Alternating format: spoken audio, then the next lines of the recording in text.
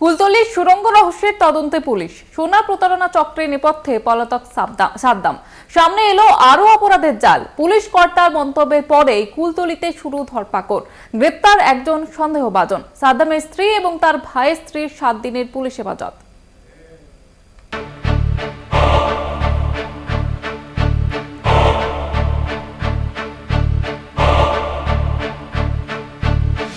নকল সোনার কারবারিদের খোঁজে পুলিশ। সোমবার কুলতলির পয়তারহাট এলাকায় অভিযুক্ত সাদ্দাম লস্করের খোঁজে তল্লাশি অভিযানে যায় পুলিশ। সেখানে পুলিশ কর্মীদের লক্ষ্য করে গুলি চালানোর অভিযোগ ওঠে। ঘটনায় 2 সাব ইন্সপেক্টর সহ মোট 3 পুলিশ কর্মী জখম হন। এরপরই সাদ্দামের স্ত্রী রাবিয়া সর্দার ও তার ভাইয়ের স্ত্রী মাসুদা সর্দারকে গ্রেপ্তার করে পুলিশ। পলাতক অভিযুক্ত সাদ্দামের বাড়িতে তল্লাশিতে পৌঁছে চক্ষু চড়ক গাছ পুলিশের। শোয়ার ঘরের খাটের নিচে লোহার দরজা লাগানো আস্ত এক গোপন সুড়ঙ্গ, যে সুড়ঙ্গ চলে গিয়েছে সাদ্দামের বাড়ি লাগোয়া খাল পর্যন্ত।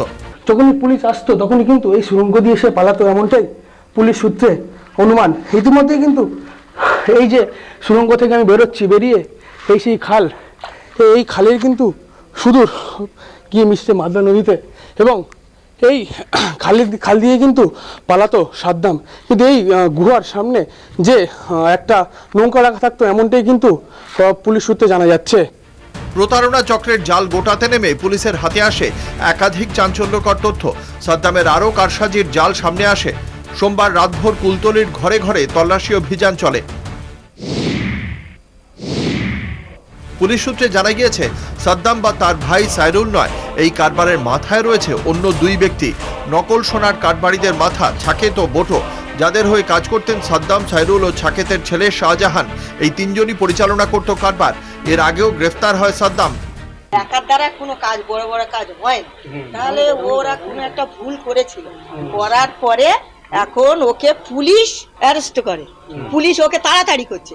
পুলিশ তাড়াতাড়ি করলে তখন ও নিজেই থেকে যে আমি একটা ভুল করেছি, যাই হোক পুলিশ আমার তেড়ে তুড়ে ধরবে কেন, ভুল তো মানুষ করে, আমি আর এরকম ভুল করবো না, আমি পুলিশের কাছে স্যালেন্ডার হয়ে যাই। পুলিশের কাছে ও স্যালেন্ডার হয়ে গে ও পুলিশের কাছে করলে পুলিশ ওকে চালান করার পরে পুলিশের কাছে ও বলেছে যে বাবু আমি এরকম কাজ আর জীবনে করবো না। মঙ্গলবার সাদ্দামের স্ত্রী এবং ভাইয়ের স্ত্রীকে বারুইপুর মহকুমা আদালতে তোলা হয়। পুলিশের জিজ্ঞাসাবাদে জানা যায়, শুধু সাদ্দাম সাইরুল নয়, এই প্রতারণা চক্রের সঙ্গে গ্রামের আরও বহু মানুষ জড়িয়ে। গ্রামবাসীদের সঙ্গে কথা বলে পুলিশ জানতে পারে, শুধু নকল সোনা নয়, মূর্তিরও কারবার চালাতো তারা। ছিল জাল নোটের কারবারও। পুলিশ অ্যাকশন নিচ্ছে, আরও অ্যাকশন হবে। যারা এগুলো করে বেড়াচ্ছে এগুলো অবিলম্বে বন্ধ করা দরকার, এবং পুলিশ আরও অ্যাকশন নিয়ে আইনগত ব্যবস্থা। সাদ্দামের কি কোনো তৃণমূলের কোনো যোগ রয়েছে? না, বিভিন্ন লোক কোনো যোগ নেই। এখানে বাংলাদেশের অনুপ্রবেশকারী, প্রচুর অনুপ্রবেশকারী ঢুকেছে, এবং কি রোহিঙ্গারাও আছে। আজকে সাদ্দামকে ভাবতে হবে, সাদ্দাম কোথাকার লোক। সাদ্দাম আজকে ধরা পড়েছে, বাড়িতে সুড়ঙ্গ দিয়ে পালিয়েছে। সে সোনা কারবারি এবং সোনা ব্যবসায়ীর সঙ্গে জড়িত। নিশ্চয়ই বাংলাদেশের সঙ্গে আদান প্রদান আছে। সে প্রশাসন এতদিন কি করছিল? এখন প্রশ্ন উঠছে, সাদ্দাম কোথায়, কতদূর ছড়িয়ে এই অপরাধের জাল? It is a kind of a cheating racket which has been unearthed, কিন্তু ডিটেলস এই মুহূর্তে বলা ঠিক হবে না। We are trying to find out what are the reasons why the kind of structure which has been found, ওটা কেন use হচ্ছিল, কি কারণে ইউজ হচ্ছিল, that is still under investigation, so later on we'll update on that. গ্রামবাসীদের দাবি, প্রায় 15 বছর ধরে চলছে এই কারবার। কুলতলি থানার অদূরে কিভাবে অপরাধের ডেরা? প্রশ্নের মুখে পুলিশের ভূমিকা। সাদ্দাম গা ঢাকা দিতে পারে এমন সমস্ত ডেরায় তল্লাশি শুরু করেছে পুলিশ। কুলতলি থেকে প্রিয়গোপাল মুখোপাধ্যায় ও কোয়েল মণ্ডলের রিপোর্ট, কলকাতা টিভি।